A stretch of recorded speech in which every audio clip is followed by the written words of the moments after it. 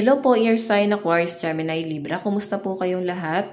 Okay, so Air Sign, maraming salamat po sa walang sawang pagsubaybay sa ating mga reading. And kung ikaw ay bago pa lang sa ating channel, mag-subscribe na po kayo.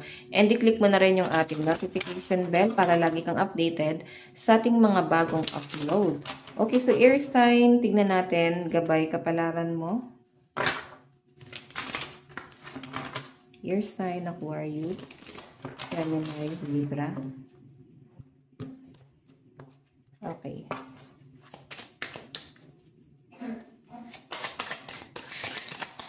Latag muna natin guys yung mga card nyo.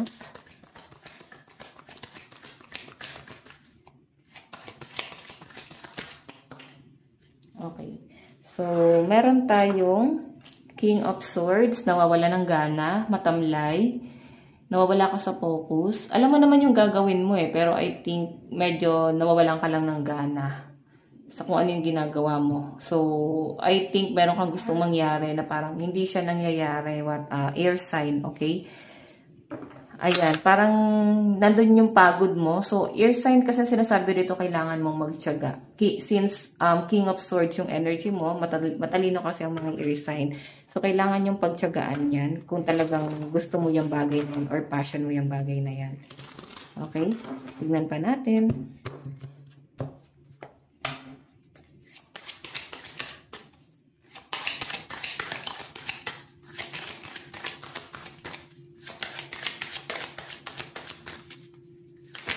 Oops.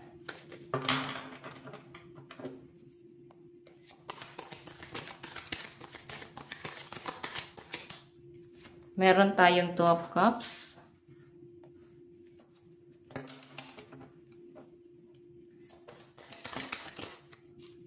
Meron tayong Page of Pentacles and Wheel of Fortune.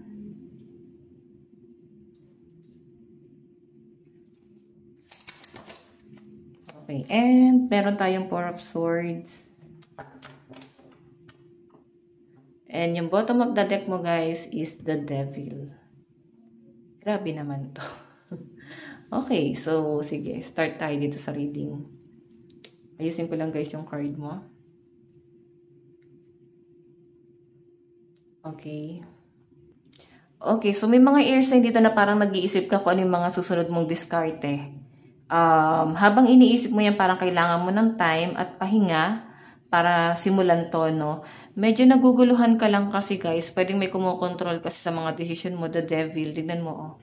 May kumokontrol din. Ang na-feel ko kasi rito, guys, ayaw mo nang masyadong may parang nakikialam. Kung makita mo 2 of Cups kasi, parang misunderstanding din. Tapos dinikit pa siya sa King of Swords. Ito yung energy mo. So, pag sinabing si King of Swords is matalino to, guys. Alam niya yung ginagawa niya. Sanay siya mag-isa. So, I think, kung may tumutulong man sa'yo, ayaw mo. Parang gusto mo, ikaw lang. Parang gusto mo sa sarili mong diskarte. So, may nakikita ako sa mga ears na dito medyo nagmamatigas. Kung makita nyo guys, Page of Pentacles or pwedeng meron kayong hindi nakakasundo, lalo na sa inyong pinagkakakitaan. So, pwedeng tampuhan lang guys or pwedeng nagkakaroon lang ng konting pagtatalo. Pero kung makita nyo guys, Wheel of Fortune, moving forward yung energy, ialis mo yung sarili mo sa 4 of Swords. Ialis mo yung energy mo rito. Kasi tignan mo, wala kang nasisimulan. Okay? So, ang nangyayari kasi guys, na-stuck ka dito. Kumbaga, ang dami mong plano, ang ending ito, na-stuck ka. Ito yung energy mo dapat, si Wheel of Fortune. Okay? Dapat maging positive, i-release mo lahat ng mga negative. Itong mga bagay na to, negative or positive, i-release mo kasi magkakaroon na ng bagong energy na paparating sa inyo. So, yakapin mo yon. Isipin mo kung ano yung mga magaganda pang mangyayari sa inyo sa mga susunod na mga araw. May nakikita ko sa mga ears na parang nagbabalance ka, no? Like, iniisip mo, eto ba yung right path ko? Iniisip mo kung para pa talaga ako dito or baka hindi pa nararapat para sa akin. So, mas malinaw kasi guys ang nakikita ko sa mga ear sign. Parang kailangan mo pa ng time para dito sa bagay na pino-pursue mo. Kasi mas, ayun no, King of Swords, nag-iisip yan eh. So, mas pinapagana mo yung isip mo. Okay, so kung ito naman guys ay sa relationship, so nakikita ko may mga ano ka, iniisip ka. Siguro, iniisip mo kung paano mag-grow kayo together or sa partnership, paano kayo mag-grow ng nagtutulungan. Hindi ko naman nakita guys na may problema, pero siguro since 2 of cups yan, parang partnership to. So paano kayo magtutulungan? Paano mo siya tutulungan? Paano kanya tutulungan? Parang gano'n. Okay, tingnan natin ano tong si King of Swords. Meron tayong King of Wands. Okay, ito guys ha. Meron kang gustong gawin, pero hindi mo alam kung paano mo siya sisimulan. Hindi mo alam kung saan mag-i-start. Parang ganon. So, ang dami pang challenge na nangyayari dito guys. Parang pili mo na sa spotlight ka. Once na ginawa mo tong bagay na to, nakaka-feel ka ng hiya. Or pwedeng parang hindi kutuporte. So, feeling ko kaya mo, no, your sign. Pero I think kasi itong si King of Wands kasi passion to, no. Kung ano man tong passion na pinag-pursue mo, pinag-iisipan mo siya since nandito si King of Swords. Pinag-iisipan mo kung passion mo ba talaga to or mag-grow ka ba talaga sa bagay na to. Okay? Tignan pa natin at ano tong 12 cups. Okay. So guys, meron tayong Justice. Okay. Yung iba sa inyo guys ito, pag lumabas kasi si Justice, parang marriage or meron kayong dapat pag-usapan ng person mo or meron kayong pag-uusapang papers, paperworks, pwede naman kayo sa kasal. Yan, okay? Kasi justice yan, parang judge. And kung makita nyo guys, Ace of Pentacles, siguro meron kayong pinagpaplanuhan or pwedeng gusto mong makaipon. Meron kayong pinaghahandaan or meron kayong gustong gawin sa future. Okay, ano tong Page of Pentacles?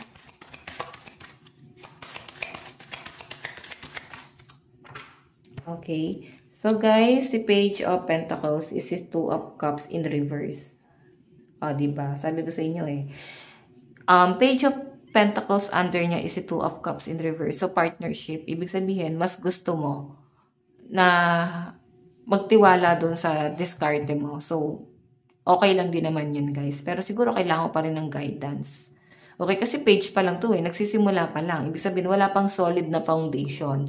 So, siguro kailangan mo rin makinig sa advice ng ibang tao or pwedeng makinig ka dun sa mga veterano na talaga kung ano man yung pinag-pursue mo or kung nagtitraining ka pa lang magtitraining ka pa lang or nag-start ka pa lang dito. Okay? So, may nakikita kasi ako sa mga air sign parang hindi gano'ng kayang pagtiyagaan. Parang ganyan. Okay, tingnan pa natin ano tong Wheel of Fortune. Meron tayong The Fool. Wow! Loyalty, honesty. And parang ano rin siya guys. No? Yung dog kasi guys nagre-represent ng ano to eh, faithful, loyalty. So, kung makita mo, air sign, new beginning din naman si Fool. So, kung ano man tong i-release mo, ibig sabihin maganda yung magiging outcome. Once na ma-release mo na lahat ng mga doubt, lahat ng mga bagay na nagpipigil sa'yo para i-pursue yung mga bagay na gusto mo. So, hayan. Tignan natin ano itong 4 of Swords. Ano po yung 4 of Swords? Meron tayong 9 of Pentacles. Wow. So, actually, yung iba sa inyo mataas ang ambition mo. Since nandiyan yung 9 of Pentacles, no? Nakapokus ka sa Pentacles mo, nakapokus ka sa career mo. Kagaya na sabi ko, hindi mo alam kung paano ka mag-start. Tignan mo yung energy mo na nada-down or nahihirapan ka dito. Nahirapan yung loob mo. Okay? Kasi tignan mo, ito na agad yung ambition mo. Ito na yung gusto mong makuha. Ito na yung gusto mong maging estado mo. Pero paano mo siya kukunin?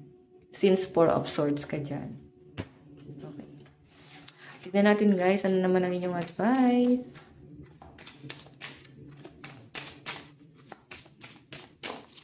Meron tayong living with purpose, bring me prosperity. So, parang ito lang din guys yung kabuuan ng sinabi ko na parang ako na bahala dito, bigyan mo lang ako ng time. Parang ganon. Okay? So, lahat naman ng bagay sa mundo may purpose. May purpose kung bakit nangyari siya guys. Okay? And I think, kailangan mo lang ng time at panahon, pahinga. Yun lang. Okay? So, kung ano man itong paghahandaan mo, air sign. So, air sign, ito lang po inyong reading. Maraming salamat po. Bye-bye!